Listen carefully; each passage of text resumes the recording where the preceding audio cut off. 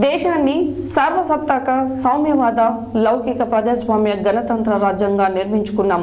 కానీ నేడు కేంద్ర ప్రభుత్వ పాలనతో రాజ్యాంగంలోని మౌలిక సూత్రాలు ధ్వంసమవుతున్నాయని తెలంగాణ రాష్ట్ర అధ్యక్షుడు పిల్లి సుధాకర్ అన్నారు. బుధవారం ఏర్పాటు చేసిన సమావేశంలో ఆయన మాట్లాడారు.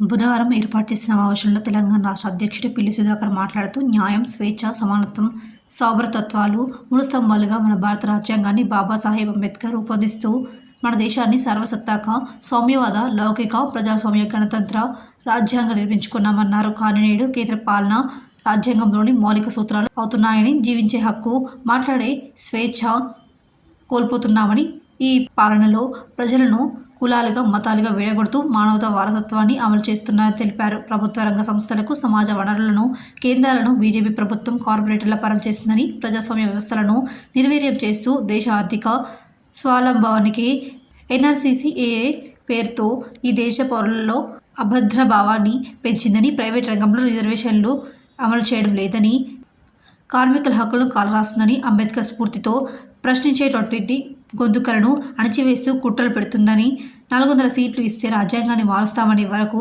తెగించాలని, కులాలు మతాలు ఆధారంగా పరిపాలన కొనసాగించాలని భావిస్తున్నామని, మనిషిని మనిషిగా చూడకుండా మతంగా చూస్తూ ఈ దేశ రక్షణ కవచమైన రాజ్యాంగంపై గౌరవం లేకుండా వ్యవహరిస్తున్న కేంద్రం ప్రభుత్వం తీరును ప్రతి ఒక్కరూ ఖండించాల్సిన అవసరం ఉందని తెలిపారు.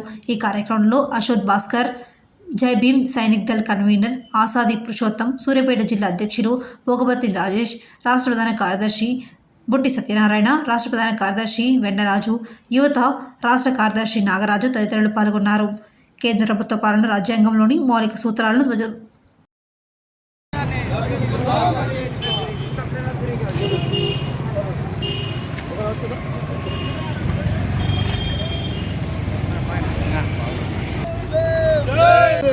ఈ దేశ యువత మీద ఉంది.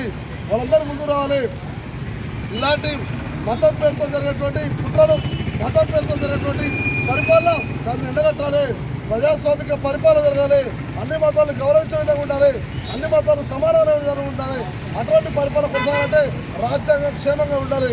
ఆ రాజ్యాంగం క్షేమంగా ఉండాలంటే ఈ మతవాదులు తరిగిపోతారని చెప్పి సందర్భంగా తెలియజేస్తున్నారు. కాబట్టి మనందరం ఐక్యంగా ఉందాం. రాజ్యాంగాన్ని కాపాడుకునే ఈ యొక్క యాత్రలో ఈ యొక్క పోరులో మీరందరూ కలిసి రావాలని చెప్పి ఈ సందర్భంగా కోరుకుంటూ ఈ రాష్ట్ర వ్యాప్తంగా జరిగేటువంటి యాత్ర రేపు 20వ తారీఖున హైదరాబాద్తో ముగుస్తుంది. హైదరాబాద్ జరిగేటువంటి ముగింపు సభ చేస్తుందో మరి పెద్ద ఎత్తున మాలలు కానీ రాజ్యాంగ రక్షకులు అందరూ కూడా తల్లి రావాలని చెప్పి